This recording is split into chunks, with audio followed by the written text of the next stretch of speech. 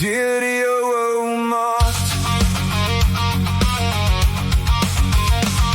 Familie aan die tafel, maar jou stoel is altyd koud. Net wanneer jy raad of geld wil hê, dan is jy skielik weer op die radar. Jy praat van trou en lojaliteit, met jou handtal in my sak. Maar jou liefde het 'n pryskaart, en jou glimlach is fake. Ek is moeg vir op wat mense